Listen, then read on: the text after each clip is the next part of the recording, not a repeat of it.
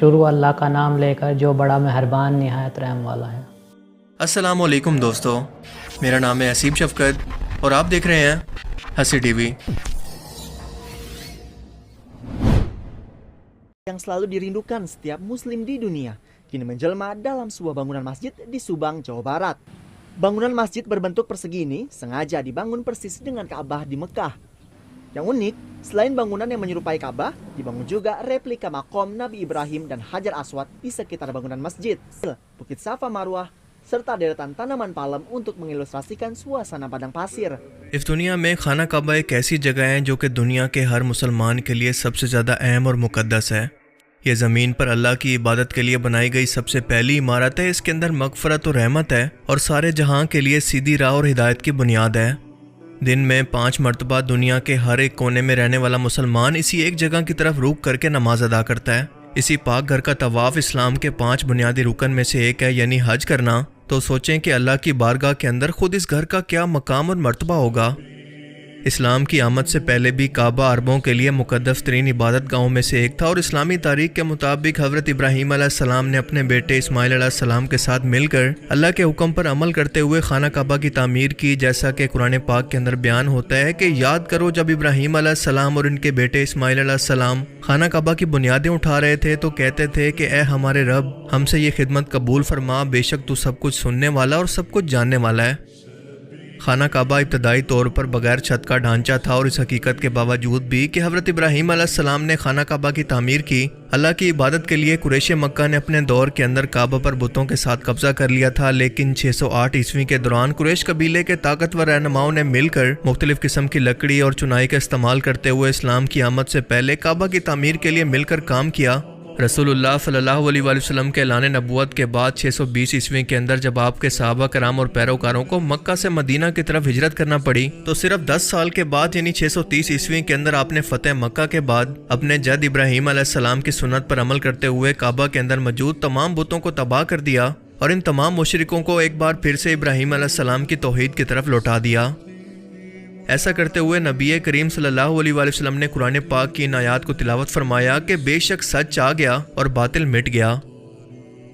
جس کعبہ سے بتوں اور شرک و بت پرستی کا صفایا کرنے کے بعد اللہ کے رسول صلی اللہ علیہ وسلم نے اس دین کی کامیابی کا اعلان کیا تھا، آج سے 1400 سال کے بعد خود کو مسلمان کہنے والے خود کا کعبہ تعمیر کر کے اس کی عبادت اور اس کا طواف بھی شروع کر دیا ہے۔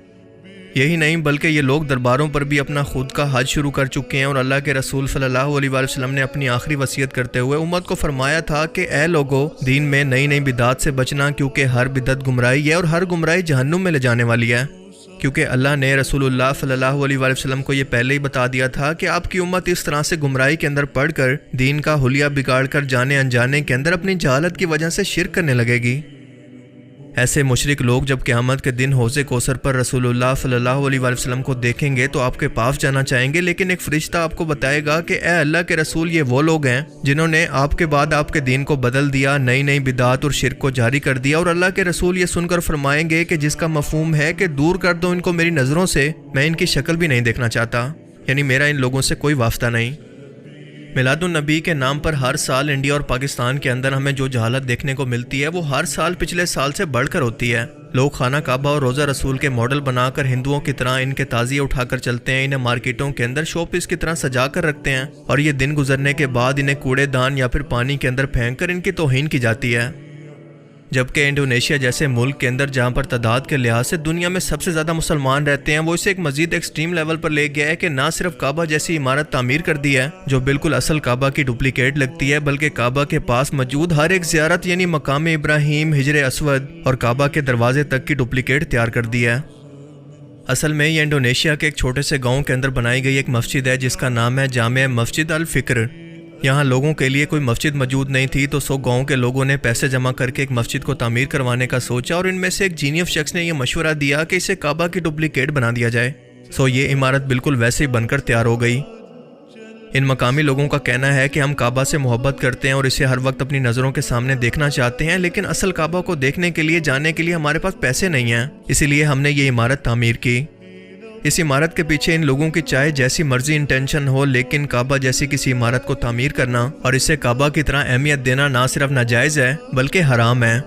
کیونکہ اسی طرح کی بدعات سے شرک و بت پرستی کی شروعات ہوتی ہے اور آنے والی نسلیں آہستہ آہستہ اسی عمارت کو کعبہ کی طرح مقدس سمجھ کر اس کی عبادت شروع کر دیں گی، اس کا طواف کریں گی۔ دنیا کے ہر ایک مسلم ملک، ہر ایک شہر اور ہر ایک گاؤں کے اندر اپنا کعبہ ہوگا، اور اسی لیے ہر بدعت کو گمراہی کہا گیا ہے، کیونکہ کعبہ مسلمانوں کو حج، عمرہ، نماز اور عبادات وغیرہ کے لیے جوڑنے کے لیے ان میں اتحاد پیدا کرنے کی علامت ہے، اور اگر مسلمان اسے مسجد کہہ کر کعبہ کی علامت کا ڈپلیکیٹ تیار کرنے لگیں گے تو یہ اتحاد امت ٹوٹ جائے گا۔ بالکل اسی طرح کا ایک کعبہ کا ماڈل کربلا عراق کے اندر امام حسین علیہ السلام کے روضے کے سامنے عارضی طور پر بنایا گیا تھا، جہاں پر لوگ اسے شو پیس کی طرح سیلفیاں لینے کے لیے کسی بت کی طرح استعمال کر رہے تھے، اور ساتھ ساتھ اس کا طواف کر کے لبیک اللہم لبیک بھی پڑھ رہے تھے، جیسا کہ اصل خانہ کعبہ کے طواف کے دوران یا حج کے ٹائم مسلمان پڑھا کرتے ہیں، یعنی اے اللہ میں تیرے دربار میں حاضر ہوں، اے اللہ میں حاضر ہوں، جس پر خود شیعہ علماء کرام نے فتویٰ دیا تھا کہ ایسا کرنا حرام ہے، شرک ہے۔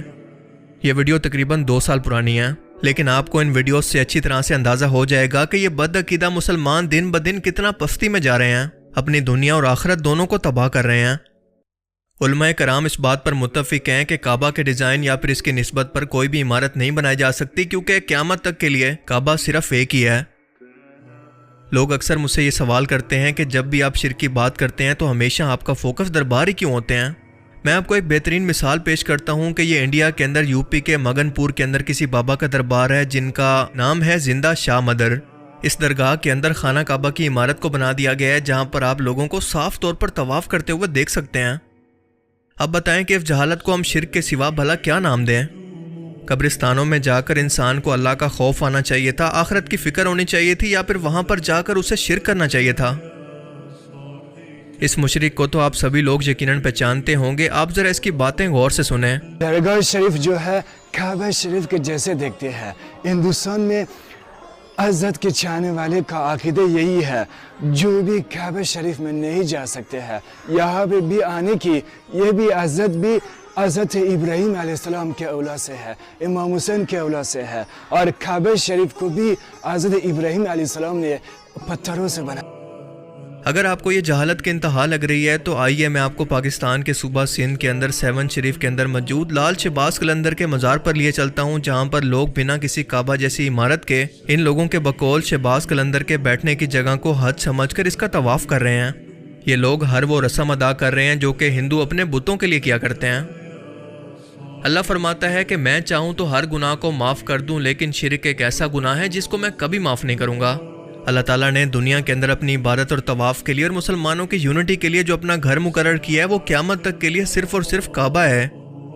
سورہ آل عمران کے اندر اللہ پاک فرماتا ہے، جس کا مفہوم ہے کہ لوگوں پر اللہ کا حق ہے کہ جو بھی اس کے گھر تک جانے کی استطاعت رکھے وہ اللہ کے اس گھر کا حج کرے، اور جو بھی شخص اس کی پرواہ نہیں کرے گا تو یاد رکھے کہ اللہ کو بھی اس کی کوئی پرواہ نہیں۔